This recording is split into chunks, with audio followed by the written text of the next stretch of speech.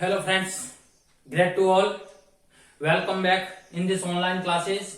Today we are going to discuss part 6 passive voice.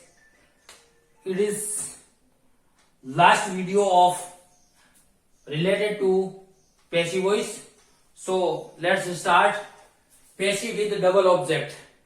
It is the video of miscellaneous exercise related to passive voice.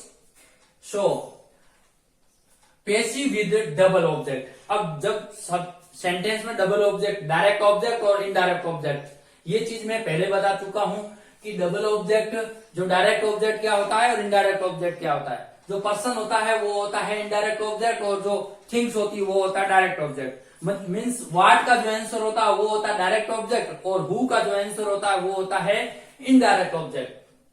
तो double object जो होता है उसका passive voice कैसे बनाएंगे, तो इनके दो प्रकार से सेंटेंस बनेंगे।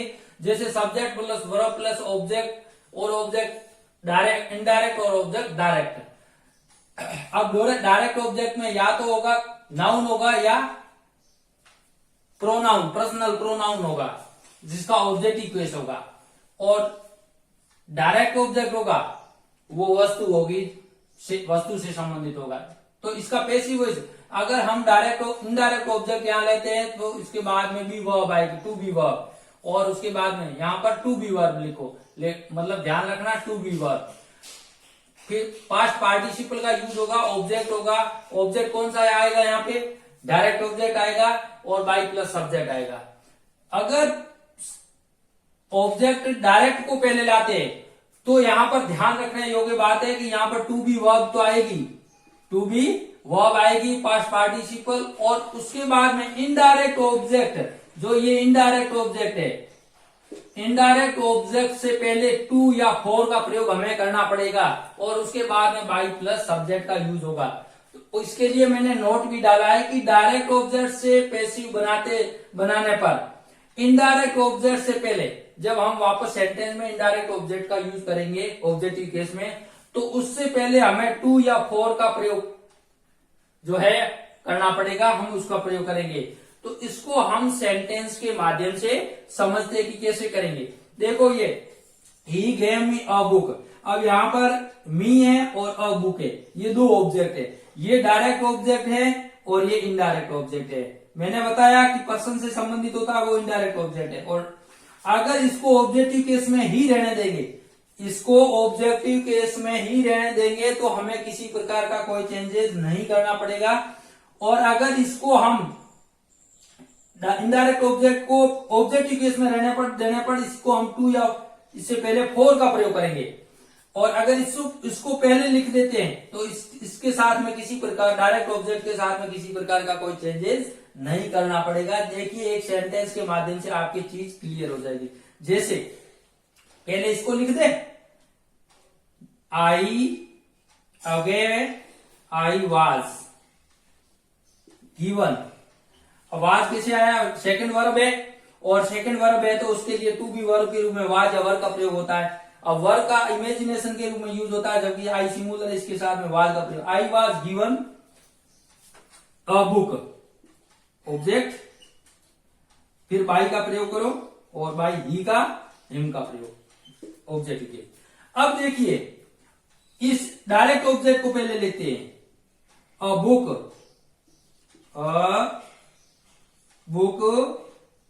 Was given. अब यहां मी लिखना है तो मी से पहले हम किसका प्रयोग करेंगे, ये टू या फोर का। I was a book was given to me होगा, बाई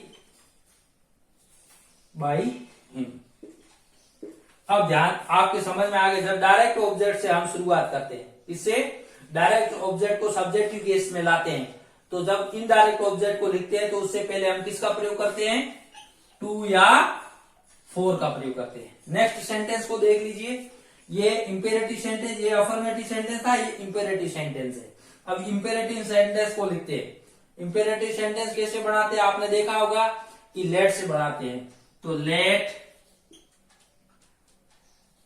मी लिख देते, अभी यहां पर मी से स्टार्ट कर देते, या प्लेट ऑफ स्नैक्स लिखें, जो कहो वो लिख दे। अ प्लेट ऑफ स्नैक यानी नाश्ते की plate be brought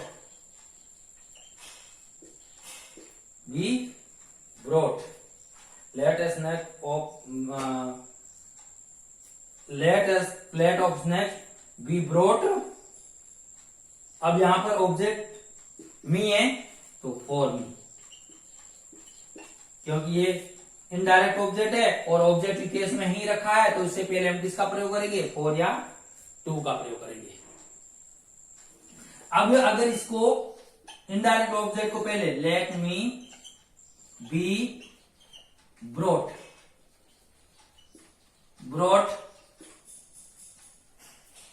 a plate of snack, इस प्रकार से आपको थोड़ा ध्यान रखना है। I will bring you a gift. अब इसमें कोई किसी प्रकार की कोई प्रॉब्लम नहीं। अ गिफ्ट डायरेक्ट ऑब्जेक्ट को हमने पहले लिया है, ये इनडायरेक्ट ऑब्जेक्ट है, ये इनडायरेक्ट ऑब्जेक्ट है, ये डायरेक्ट ऑब्जेक्ट। डायरेक्ट ऑब्जेक्ट को पहले लिख रहे हैं तो इनडायरेक्ट ऑब्जेक्ट से पहले हमें क्या करना है वो ध्यान रखना है। A gift will be brought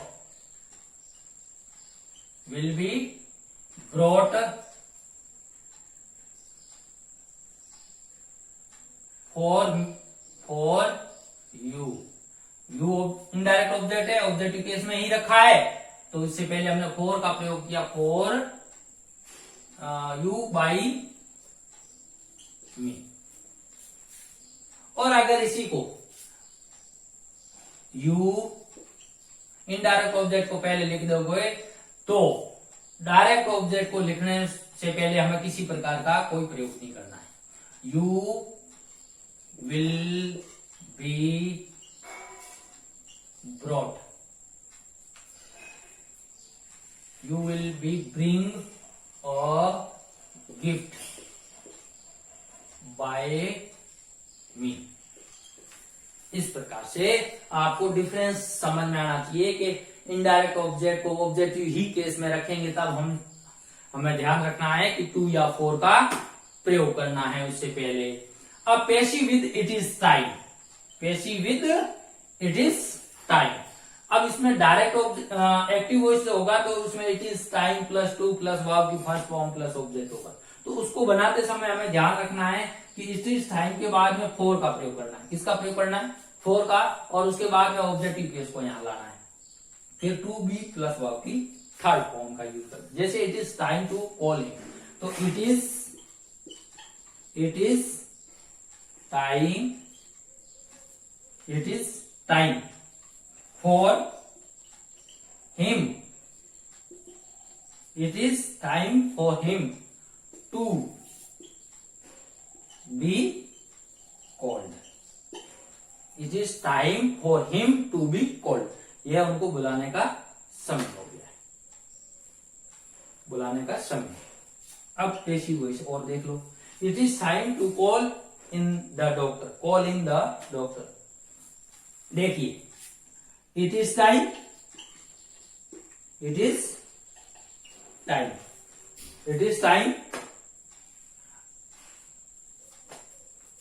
for the objective case क्या है, द डॉक्टर है, ऑब्जेक्ट कौन है, द डॉक्टर है। It is time for the doctor,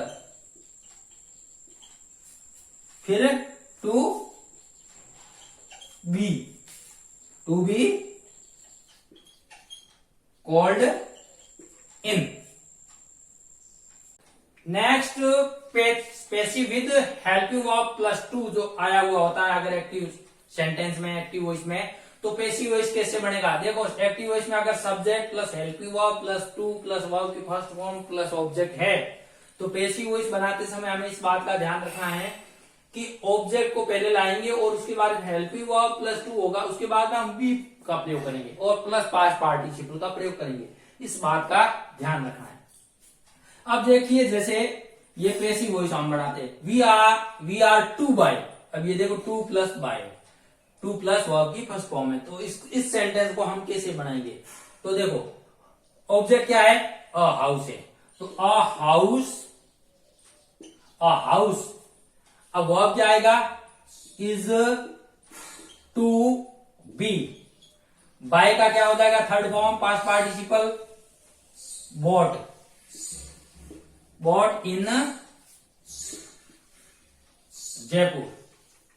in Jaipur, by plus V का प्रयोग करने की आवश्यकता नहीं है क्योंकि अनइम्पोर्टेंट सब्जेक्ट है। जैसे वी है, दे, मैं यहां लिख देता हूं अनइम्पोर्टेंट सब्जेक्ट। अब अनइम्पोर्टेंट जो सब्जेक्ट है उनको बाई के साथ में लास्ट में प्रयोग करने की जरूरत नहीं है। जैसे वी है, जैसे दे है, जैसे समवन, एनीवन, somebody, anybody। अब चोर को पकड़ा है, तो पकड़ा किसने होगा? पुलिस ने। तो पुलिस को भी लिखने की आवश्यकता नहीं रहती। जैसे the thief was caught, by police लिखने की जरूरत नहीं है, द थीफ वाज कोट। तो इस प्रकार से बाय पुलिस की लिखने की जरूरत नहीं है। तो इस प्रकार के ये indefinite pronoun plus V plus they, ये जो है ये हाँ, एक ये है कि सम पीपल आ जाए और मेनी पीपल, इसको बाई के साथ में लिखा जाएगा। बाकी समवन, समबडी, इसको लिखने की जरूरत नहीं है, बाई के साथ यूज करने की जरूरत नहीं है। तो हम वापस टॉपिक पर आते हैं। तो she is to cook food for us. अब food is to be cooked for us by her. They have to do this work. तो this work, this work have, अब दे के साथ have है तो this work has to be done। this work has to be, do की third form done. बस। अब यहां बाई देव लिखने की आवश्यकता नहीं है क्योंकि ये अनइम्पोर्टेंट सब्जेक्ट है। We are to take lunch. तो लंच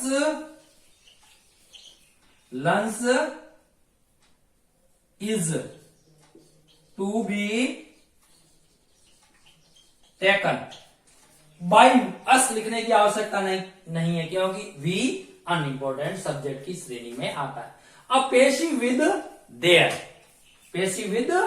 देयर, अब there is no time, there is no money, इस प्रकार के शब्दों का यूज होता है। उसके बाद में to plus be plus verb की थर्ड फॉर्म का हम बी का प्रयोग करते हुए, टू के बाद में बी का प्रयोग करते हुए वर्ब की थर्ड फॉर्म का प्रयोग करेंगे एक्टिव सेंटेंस में, और इस प्रकार से पैसिव सेंटेंस बन जाएगा। जैसे देयर इज नो मनी एक नाउन है। अब ये टू प्लस वर्ब की फर्स्ट फॉर्म आया हुआ है, तो हम क्या करेंगे? ये जो टू है, टू के बाद में बी का प्रयोग करेंगे, और ये वर्ब है जो उस वर्ब में हम उसको पास्ट पार्टिसिपल बना देंगे, तो ये सेंटेंस पैसिव बन जाएगा। देखिए, there is no money to be. अब स्पेंड की थर्ड फॉर्म क्या है? स्पेंड। क्या है? स्पेंड। इस प्रकार से देयर से स्टार्ट होने वाले सेंटेंस को भी इस तरह से बनाया जा सकता है। एक और एग्जांपल देख लीजिए। There is no time to go with you. There is no time to be gone with you. इस प्रकार से आपको इस सेंटेंस का ध्यान रखना है। Next, passive with complement. अब कॉम्प्लीमेंट का क्या मतलब होता है? कॉम्प्लीमेंट का मतलब होता है पूरक। शॉर्ट में मैं समझा देता हूं, कॉम्प्लीमेंट का मतलब होता है पूरक। और तो ये सब्जेक्टिव कॉम्प्लीमेंट भी होते हैं और ऑब्जेक्टिव कॉम्प्लीमेंट। जिनके लिए वो कॉम्प्लीमेंट का काम करता है, जो ऑब्जेक्ट के लिए कॉम्प्लीमेंट का काम करता है तो ऑब्जेक्टिव कॉम्प्लीमेंट होता है, और सब्जेक्ट के रूप में एक्सप्लेन करता है तो वो सब्जेक्टिव कॉम्प्लीमेंट होता है। देखिए, तो इस प्रकार के सेंटेंस होते हैं, तो वो कैसे होते हैं? तो सब्जेक्ट, वर्ब, ऑब्जेक्ट और प्लस कॉम्प्लीमेंट। तो ऑब्जेक्ट लिखेंगे हम, वर्ब टू बी का प्रयोग करेंगे और वर्ब की थर्ड फॉर्म का यूज करेंगे। फिर उसके बाद में टू का प्रयोग करेंगे और कॉम्प्लीमेंट का प्रयोग करते हुए बाई प्लस सब्जेक्ट लिखेंगे। देखिए, आई सा हर, मैंने उसको देखा, सिंग अ सॉन्ग। अब हर कौन है? हर के लिए वापस यहाँ ये ऑब्जेक्ट कौन? आई सा हर, मैंने उसको देखा क्या करते हुए? सिंग अ सॉन्ग, गीत गाते हुए उनको देखा। तो ये सिंग अ सॉन्ग इनके लिए क्या है? हर के लिए क्या है? कॉम्प्लीमेंट का काम कर रहा है, सिंग अ सॉन्ग। ये शॉर्ट में अभी मैं समझा रहा हूं, और जब कॉम्प्लीमेंट टॉपिक आपको बताऊं, पढ़ाऊंगा, समझाऊंगा, तब ये पूरी डिटेल से बताऊंगा। तो देखिए, सी वाज सीन। आवाज कैसे आया? ये अफर्मेटिव सेंटेंस में, यहां पर देखो, ये अफर्मेटिव सेंटेंस है कि नहीं है? तो इसमें सेकंड वर्ब है, सेकंड वर्ब है तो सेकंड वर्ब के लिए वाज या वर्ब का प्रयोग करना है। तो बी वर्ब के रूप में तो वाज, उसके बाद में सीन, सा की थर्ड फॉर्म क्या? सी वाज सीन टू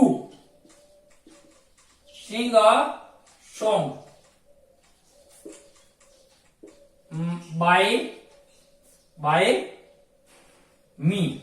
इस प्रकार से वी शा हिम जंप द डिच, हमने उनको देखा कैसे? जंप द डिच, अब उस खाई को जंप करते हुए। तो अब हिम का ऑब्जेक्ट कॉम्प्लीमेंट, तो he was seen to jump, क्योंकि ये वर्ब की फर्स्ट फॉर्म है, तो टू कनेक्टिविटी के रूप में जंप द डिच बाई।